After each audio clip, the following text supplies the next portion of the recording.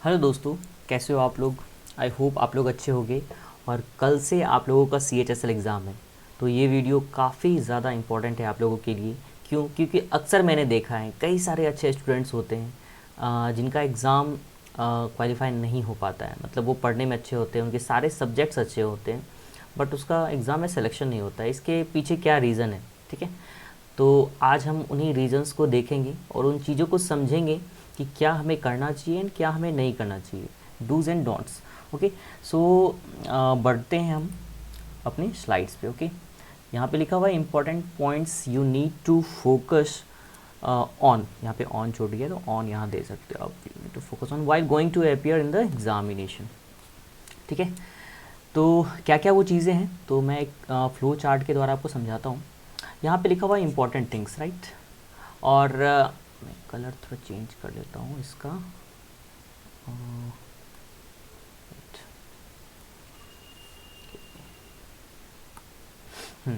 तो यहाँ पे हम लोग देखते हैं पहला इम्पोर्टेंट थिंग है क्या, आउटसाइड द एग्जामिनेशन हॉल, और है यहाँ पे इनसाइड द एग्जामिनेशन हॉल। तो कौन कौन सी ऐसी बातें हैं जो कि एग्जामिनेशन हॉल के बाहर आपको ध्यान रखना है, और कौन सी ऐसी बातें जो कि एग्जामिनेशन हॉल के अंदर आपको ध्यान रखना है। तो सबसे पहला जो चीज़ होता है आउटसाइड द एग्जामिनेशन हॉल, वो है क्या, सेफ्टी फ्रॉम कोरोना वायरस। सबसे पहले कोरोना काफ़ी ज़्यादा बढ़ चुका है। बच्चे एग्जामिनेशन हॉल पे जाते हैं तो वहाँ पे जो लाइन में लगते हैं तो काफ़ी सट जाते हैं। नहीं, वहाँ भी सोशल डिस्टेंसिंग को आपको मेंटेन करके चलना है, ठीक है। तो उस चीज़ का ध्यान रखना आप लोग, आपने अपने साथ सैनिटाइज़र, मास्क वगैरह सब कुछ ले जाना। दूसरा है फियर शुड बी लेस। मतलब एग्ज़ामिनेशन देने से पहले आप में डर नहीं होना चाहिए। मीन्स आपके अंदर वो कॉन्फिडेंस होना चाहिए जिससे कि आप एग्ज़ाम में अच्छा परफॉर्म कर पाओ, राइट। कभी कभी क्या होता है कि बच्चे फर्स्ट अटैम्प्ट देने जाते हैं किसी एग्ज़ाम का, वो प्रिपरेशन काफ़ी अच्छा करते हैं, 1-2 साल बहुत मेहनत करते हैं, और पहला अटैम्प्ट होता है तो उन्हें कहीं ना कहीं डर थोड़ा मोड़ा रहता है कि पता नहीं कैसा एग्ज़ाम होगा, कैसा क्वेश्चन आएगा नहीं आएगा। तो इन चीज़ों को दिमाग में बिल्कुल भी ना लाएं। ज़्यादा नहीं सोचें कि एग्ज़ाम में कैसा क्वेश्चन आएगा नहीं आएगा। फियरलेस होके जाए अंदर और क्वेश्चन का इंतज़ार करें कि क्वेश्चन आता है, फिर देखते हैं, फिर सोचते हैं क्या होगा। ओके, अगर आप पहले डर जाओगे तो आपको कॉन्फिडेंस लूज़ हो जाएगा। तो उस कंडीशन में आपको उन क्वेश्चन को बनाने में भी दिक्कत होगा जिन क्वेश्चन को आप काफ़ी आसानी से और काफ़ी कम टाइम में बना सकते हैं। तो इस बात का बहुत ज़्यादा ध्यान रखना है कि हमें बहुत ज़्यादा नहीं सोचना है कि कैसा क्वेश्चन आएगा नहीं आएगा, बस कॉन्फिडेंट होकर जाना है कि मैंने तैयारी अच्छी की है और मेरा एग्ज़ाम अच्छा ही जाएगा। ओके, अब इनसाइड द एग्जामिनेशन हॉल जब आपके पास क्वेश्चन पेपर आ जाता है तो उसके बाद क्या क्या चीज़ों का ध्यान रखना है, तो उन चीज़ों के लिए आपको पहले से तैयार होना पड़ेगा, राइट।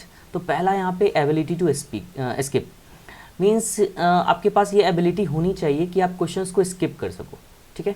क्वेश्चंस पे स्टक ना कर जाओ, मतलब क्वेश्चन पे रुक ना जाओ कहीं, ठीक है। ये एबिलिटी होनी चाहिए। और दूसरा है correct series to attempt the test. अब टेस्ट में 4 तरह के सब्जेक्ट होते हैं, right.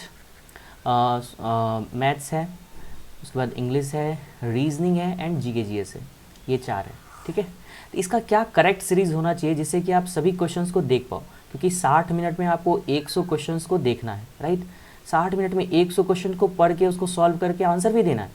So it is very important to choose the correct series. Okay, अगर आप करेक्ट सीरीज़ चूज़ नहीं करोगे तो आप कहीं ना कहीं सारे क्वेश्चंस को पढ़ भी नहीं पाओगे और आपका एग्ज़ाम ख़राब हो जाएगा।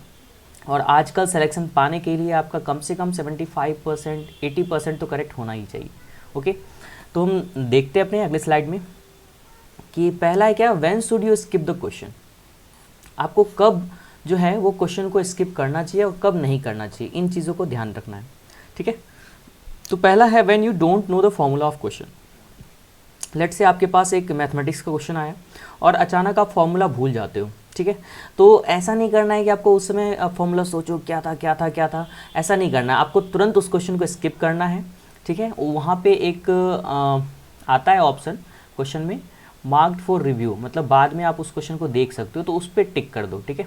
तो दूसरे फिर से बाद में आपके पास अगर टाइम बचता है तो उस क्वेश्चन को बाद में रिव्यू कर सकते हो। दूसरा पॉइंट है when you don't know the exact theory behind the question. मान लो आपके पास एक जीके जीएस का क्वेश्चन आया और वो क्वेश्चन में ऑप्शन इस तरह से है कि आपको अगर थ्योरी पता नहीं होगा उस कॉन्सेप्ट का तो आप उस क्वेश्चन को कर नहीं पाओगे। तो अब ये नहीं करना है कि वहाँ पे थ्योरी सोचने लगना, अच्छा क्या था ये, वो था, वो इसका प्रेसिडेंट था, उसका भाई ये था, वैसा नहीं सोचना है। आपको तुरंत उस क्वेश्चन को स्किप करके आगे बढ़ना है, ठीक है। नेक्स्ट है when you don't know the exact meaning of the question. Let's say आपके पास एक इंग्लिश का क्वेश्चन आया और आप पैराजंबल सॉल्व कर रहे हो या फिर कुछ और सॉल्व कर रहे हो या फिर कॉमन एरर सॉल्व कर रहे हो, लेकिन आपके पास एग्जैक्ट मीनिंग नहीं पता है उस लाइन का क्या हो रहा है या फिर कहीं भी दिक्कत आ रहा है, फंस रहे हो, तो अंदाज़ा में टिक नहीं करना है, निगेटिव मार्किंग हो जाएगा। और ज़्यादा उस टाइम में उस क्वेश्चन पे ज़्यादा टाइम वेस्ट नहीं करना है, तुरंत वहाँ से स्किप करके आगे बढ़ो। नेक्स्ट है, when you will not be able to solve the problem in one attempt. Let's say कोई मैथ्स का क्वेश्चन है या फिर कोई रीजनिंग का क्वेश्चन है, ठीक है, आपने उसे एक अटेम्प्ट किया, फर्स्ट टाइम में सॉल्व किया, गलती से एक भी ऑप्शन जो है आपका आंसर से मैच नहीं कर रहा है, तो ऐसा नहीं करना कि तुम दोबारा उस क्वेश्चन को सॉल्व करने लगो। उसमें क्या होता है ना, दोबारा भी मे भी हो सकता है वो क्वेश्चन आपसे ना बने, आप कहीं ना कहीं गलती कर रहे हो और आपका काफ़ी टाइम वो खा लेगा, जिसके कारण क्या होगा, आप लास्ट में बहुत सारे क्वेश्चंस को नहीं पढ़ पाएंगे और आपका एग्जाम खराब हो जाएगा, ठीक है। तो ऐसे अगर क्वेश्चन हो, अगर आप एक अटैम्प्ट कर रहे हो, 1 मिनट लगा, नहीं बना क्वेश्चन, उसको स्किप करके मार्क कर दो, मार्क फॉर रिव्यू, फिर से लौटने के लिए उस पर। नेक्स्ट है, when you forgot the formula और wrong meaning related to the question. मान लो आप किसी क्वेश्चन का फॉर्मूला ही भूल गए हो, पहले मैंने ये सारी मेंशन कर दिया था, ओके। और मान लो आप किसी इंग्लिश का कोई क्वेश्चन, उसका वर्ड मीनिंग आप भूल गए हो, तो आप वर्ड मीनिंग याद मत करने लगना, इसका क्या था यार, क्या था, क्या होगा, नहीं होगा, ऐसा नहीं करना है। आपको तुरंत स्किप करके आगे बढ़ना है। लेकिन आपको लग रहा है कि इस क्वेश्चन को मैं बना सकता हूँ, तो आप उसमें मार्क्ड फॉर रिव्यू लिख दो और स्किप करके आगे बढ़ो। स्किप करने का सबसे ज़्यादा फायदा क्या होता है कि आप कम से कम 100 जो क्वेश्चन होते हैं ना, वो सारे क्वेश्चन को गो थ्रू कर लोगे। अगर आप स्किप नहीं करते हो ना, तो आप मान लो कि 100 में से 80 क्वेश्चन को ही देख पाए, बाद में आपको पता चला अरे ये तो 20 क्वेश्चन जो बचे थे ये मेरे को सारे आते थे, ये मेरे से छूट गया जा, तो ऐसा रिग्रेट ना हो, इसके लिए क्या करना है आपको ना, स्किप करना है, जिससे कि आप 100 का 100 क्वेश्चन तो देख लो। उसके बाद जो नहीं बनेगा ना, तो समझ जाना वो आपको शायद नहीं आता था या उस टाइम आपका दिमाग काम नहीं किया, ठीक है। इससे क्या होगा ना, आप एग्ज़ाम में अच्छा स्कोर कर पाओगे, आपके जो ईजी क्वेश्चन थे वो आपके बन जाएंगे, हार्ड क्वेश्चन नहीं बना चलेगा। नेक्स्ट स्लाइड्स पे आते हैं। नेक्स्ट है, correct series to attempt the question paper.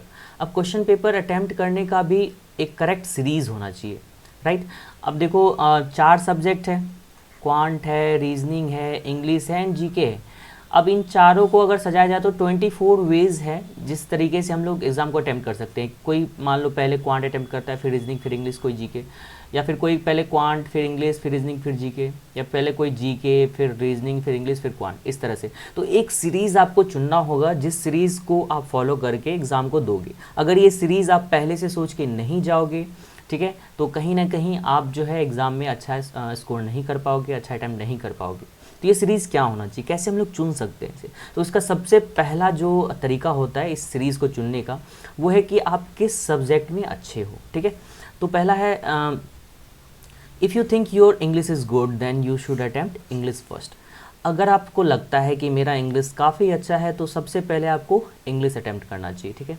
यदि आपको लगता है आपका रीजनिंग सबसे अच्छा है, तो पहले आपको रीजनिंग अटेम्प्ट करना चाहिए। यदि आपको लगता है कि आपका जीके बहुत अच्छा है, तो पहले आपको जीके अटेम्प्ट करना चाहिए। लेकिन यदि आपको लगता है आपका मैथमेटिक्स अच्छा है, तो प्लीज़ प्लीज़ प्लीज़ मैथमेटिक्स को कभी भी पहले अटेम्प्ट मत करना। क्यों? इसमें क्या होता है ना, मैथ्स का कोई भी मतलब फिक्स नहीं होता है कि इजी क्वेश्चन आएंगे या हार्ड क्वेश्चन आएंगे या कैलकुलेटिव आएंगे। अगर आपने मैथ्स पहले अटेम्प्ट किया, मान लो अगर इजी आया तब तो आपका बहुत अच्छा होगा, ठीक है, अच्छा जाएगा पेपर, आप कम टाइम में अटेम्प्ट कर पाओगे। लेकिन अगर कहीं ना कहीं कैलकुलेटिव आ गया या फिर हार्ड आ गया शिफ्ट, तो आप क्या करोगे, मैथ्स में ही फंसे रह जाओगे। आपका 30 से 40 मिनट्स मैथ्स में ही चले जाएगा, साथ ही साथ आप 25 में 25 क्वेश्चन नहीं बना पाओगे, कहीं ना कहीं उसमें फंस जाओगे। अगर बना भी लिए हो तो 40-45 मिनट चल जाएगा, बचा उधर 15 या 20 मिनट। 15 से 20 मिनट में आपको 75 क्वेश्चन सॉल्व करने, जिसमें रीजनिंग भी आते हैं, इंग्लिश भी आते हैं, जीके भी आते हैं। तो आप कभी भी उन 75 क्वेश्चंस को नहीं बना पाओगे। मान लो आप जीके पूरा देख लोगे, इंग्लिश भी देख लोगे, लेकिन रीजनिंग का फिर क्वेश्चन कहीं ना कहीं आपसे छूट जाएगा, ठीक है। तो ये सजेशन है, लेकिन ये आपके मर्जी पे डिपेंड करता है, आप इसको मेरे कहने पे फॉलो ना करें, जो आपको अच्छा लगता है वो करें। लेकिन मैं अपने एग्ज़ाम एक्सपीरियंस से आपको बता रहा हूँ कि पहले मैथ्स को अटैम्प्ट ना करें। जो मेरा तरीका था अटैम्प्ट करने का, वो मैं करता था क्या, पहले सबसे पहले मैं जीके देखता था एंड देन इंग्लिश देखता था, उसके बाद रीजनिंग देखता था एंड उसके बाद मैथ्स देखता था, ठीक है। इन दोनों में आप एक दूसरे को इंटरचेंज कर सकते हो, लेकिन इन दोनों का सीरीज़ यही रखना, जिससे आपको काफ़ी फ़ायदा होगा। ठीक है, और कॉन्फिडेंस भी बनेगा। मान लो कि आप स्टार्टिंग के 5 मिनट में जीके को देख लेते हो बिना फटाफट देख के, स्किप करके, नहीं आता स्किप करो आगे बढ़ो, नहीं आता स्किप करो आगे बढ़ो, आता है टिक करो आगे बढ़ो, उस तरह से। फिर इंग्लिश भी काफ़ी अच्छे से पढ़ोगे तो आपको ईजी लगेगा, और ये भी 7 से 10 मिनट के अंदर ये बन जाता है। मतलब ये 15 मिनट में आप 2 ख़त्म कर दोगे, आपके पास फिर 45 मिनट बचेगा और 2 रीजनिंग एंड मैथ्स बचेगा। तो आपका कॉन्फिडेंस भी काफ़ी बूस्ट रहेगा उस समय कि मेरे पास 45 मिनट्स अभी हैं और मुझे मात्र और रीजनिंग और मैथ्स बनाने हैं। तो क्या होगा ना, उसके बाद आप ईज़िली इन दोनों को पूरी तरह से अटेम्प्ट कर पाओगे और आप अच्छा स्कोर कर पाओगे। सो इस चीज़ को फॉलो करना, और इस वीडियो को अंत तक देखने के लिए काफ़ी शुक्रिया, और आई होप ये वीडियो काफ़ी आपको मदद करेगा। और इसके लिए एक और सजेशन है कि आप कोई ना कोई टेस्ट सीरीज़ लगाएं और स्किप करने का आदत बना लें। अगर आपको आदत नहीं है, अगर आपका एग्ज़ाम 3-4 दिन में है, आगे आने वाले एग्ज़ाम्स हैं, तो अभी से टेस्ट सीरीज़ लगाएं और स्किप करने का आदत बनाएं कि मुझे कब स्किप करना है। कभी कभी क्या होता है ना कि मेरा मैथ्स काफ़ी अच्छा है, मेरे से ये क्वेश्चन कैसे नहीं बना, तो मैं उस क्वेश्चन को बनाने के लिए बैठ जाता हूँ, लग जाता हूँ, बट वो क्वेश्चन मेरा काफ़ी टाइम खा जाता है। तो देखो, एग्ज़ाम में सारे क्वेश्चन सेम मार्क्स के होते हैं, राइट। ऐसा नहीं कि आप वो क्वेश्चन जो मैथ्स का बनाओगे जो नहीं बन रहा है वो आपको 10 मार्क दे देगा और दूसरा बनाओगे तो वो 1 मार्क देगा, ऐसा नहीं है।